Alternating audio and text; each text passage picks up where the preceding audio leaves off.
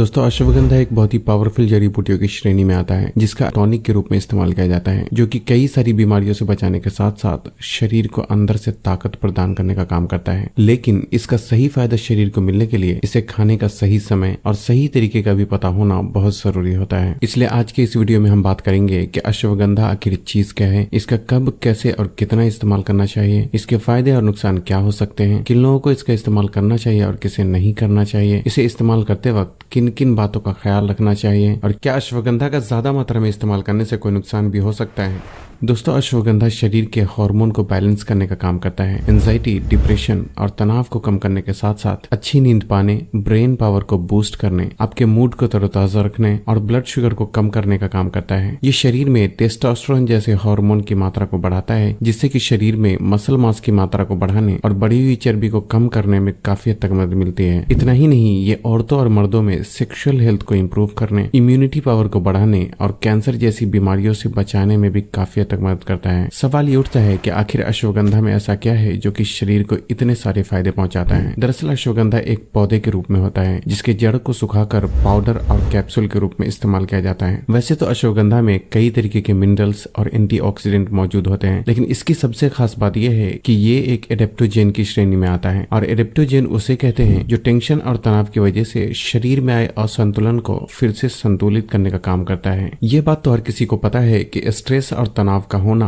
लगभग सभी बीमारियों की जड़ होती है, चाहे स्किन से जुड़ी कोई प्रॉब्लम हो या कमजोर बाल, मानसिक और शारीरिक कमजोरी, सेक्सुअल प्रॉब्लम, रातों को जल्दी नींद न आना और कई तरीके की बीमारियों को और भी ज्यादा बढ़ाकर बद से बदतर बनाने में टेंशन और तनाव का एक बहुत ही बड़ा हाथ होता है। और उसी तनाव को अश्वगंधा बहुत ही बेहतर तरीके से कंट्रोल करने का काम करता है, जिससे कि उलझा हुआ दिमाग शांत होता है और शरीर अपने आप में बैलेंस होने लगता है। यही वजह है कि अश्वगंधा को शरीर के लिए इतना फायदेमंद माना जाता है। अब बात करते हैं कि अश्वगंधा का पाउडर फॉर्म में या फिर कैप्सूल फॉर्म में इस्तेमाल करना चाहिए। दोस्तों अश्वगंधा दोनों ही तरीके से इस्तेमाल किया जा सकता है, लेकिन पाउडर फॉर्म में इस्तेमाल करना ज्यादा बेहतर ऑप्शन हो सकता है, क्योंकि अश्वगंधा बहुत ही आसानी से पाउडर फॉर्म में बदल दिया जाता है, जबकि कैप्सूल फॉर्म में बनाने के लिए अश्वगंधा को कई सारे प्रोसेस से गुजारना पड़ता है। इसलिए कैप्सूल के मुकाबले पाउडर ज्यादा नेचुरल फॉर्म में मौजूद होता है। हालांकि अगर कंपनी वाले की नियत में खोट हो तो वो पाउडर और कैप्सूल दोनों में ही मिलावट कर सकते हैं। इसलिए इसे खरीदते वक्त सिर्फ सस्ते के पीछे ना जाकर इसके अच्छी क्वालिटी का भी खास ख्याल रखना चाहिए। अश्वगंधा को किन चीजों के साथ इस्तेमाल करना चाहिए? दोस्तों अगर आपको A2 मिल्क यानी देसी गाय का दूध मिलता है तो अश्वगंधा को हल्के गर्म दूध के साथ इस्तेमाल करना सबसे बेहतर ऑप्शन हो सकता है। देसी गाय का दूध ना मिलने पर इसे भैंस के दूध के साथ भी इस्तेमाल किया जा सकता है, और अगर वो दूध भी ना मिले तो इसे सिर्फ हल्के गर्म पानी के साथ भी इस्तेमाल किया जा सकता है। इसके स्वाद को बेहतर बनाने के लिए इसमें थोड़ा सा धागे वाली मिश्री या नहीं तो प्योर शहद का इस्तेमाल किया जा सकता है। ख्याल रखें कि अगर शहद आपको प्योर ना मिले तो इसे बिना शहद के इस्तेमाल करना ही ज्यादा बेहतर ऑप्शन हो सकता है।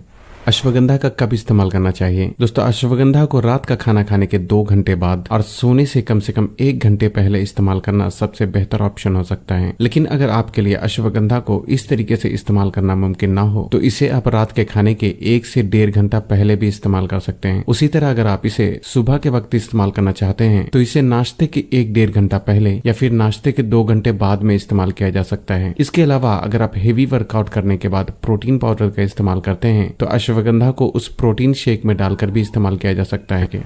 इसका कितना इस्तेमाल करना चाहिए? आमतौर पे अश्वगंधा का आपको पूरे दिन में सिर्फ एक बार ही इस्तेमाल करना चाहिए। हालांकि एक्सरसाइज या फिर बहुत ज्यादा मेहनत करने वाले लोग इसका दिन भर में 2 बार भी इस्तेमाल कर सकते हैं। और साथ ही अश्वगंधा तासीर में गर्म होने की वजह से इसकी शुरुआत हमेशा ही थोड़ी मात्रा से करनी चाहिए। अगर आप पहली बार इसका इस्तेमाल कर रहे हैं तो एक बार में ½ टीस्पून यानी कि आधा छोटा चम्मच अश्वगंधा पाउडर ही काफी हो जाता है, और बाद में 1 छोटा चम्मच तक इसकी मात्रा बढ़ाई जा सकती है। अगर आप औरत हैं और एक्सरसाइज करते हैं तो 1/4 टीस्पून यानी कि 1/4 छोटा चम्मच अश्वगंधा का इस्तेमाल किया जा सकता है, और बाद में इसकी मात्रा ½ टीस्पून तक बढ़ाई जा सकती है।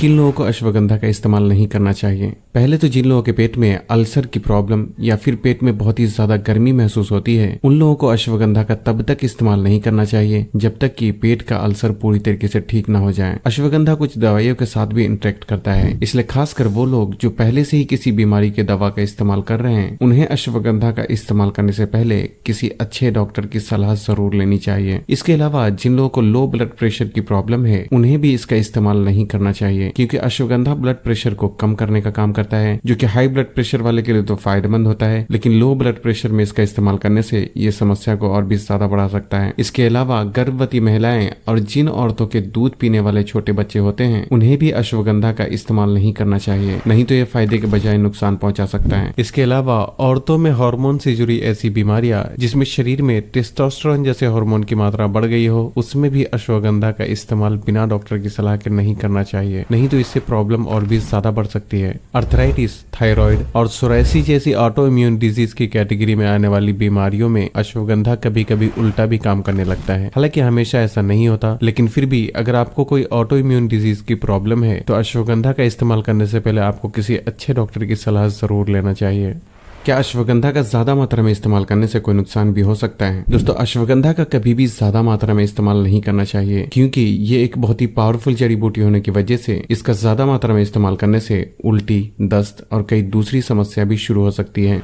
अश्वगंधा का इस्तेमाल करते वक्त कौन कौन सी बातों का ख्याल रखना चाहिए? सबसे पहले तो इस बात का समझना जरूरी है कि अश्वगंधा स्ट्रेस को सिर्फ कम करता है, उसे खत्म नहीं करता। इसलिए अश्वगंधा का इस्तेमाल करने के साथ साथ आपको अपनी उन आदतों पर भी कंट्रोल करना चाहिए जो कि स्ट्रेस को बढ़ाने का कारण बनता है। अश्वगंधा तासीर में गर्म और खुश्क होता है, इसलिए अगर आप इसका इस्तेमाल करते हैं तो अपने पूरे दिन खाए जाने वाले खाने में ज्यादा रस वाले फल और सलाद को जरूर शामिल करना चाहिए, और साथ ही एक सही मात्रा में पानी पीने का भी खास ख्याल रखना चाहिए। पानी कब, कैसे और कितना पीना चाहिए उस बारे में हमारे चैनल पे पहले से ही वीडियो मौजूद है, जिसे आप चाहे तो देख सकते हैं। मैं इस बात के लिए माफी चाहता हूँ कि वेट गेन सीरीज की पार्ट 3 थोड़ा लेट हो गई, लेकिन इंशाल्लाह अगली वीडियो उसी टॉपिक पर होगी। तो बस आज के लिए इतना ही। अगर वीडियो पसंद आई हो तो इसे लाइक और शेयर करके चैनल को सब्सक्राइब करना भी ना भूलें, और तब तक के लिए अपना ख्याल रखें। अल्लाह हाफिज।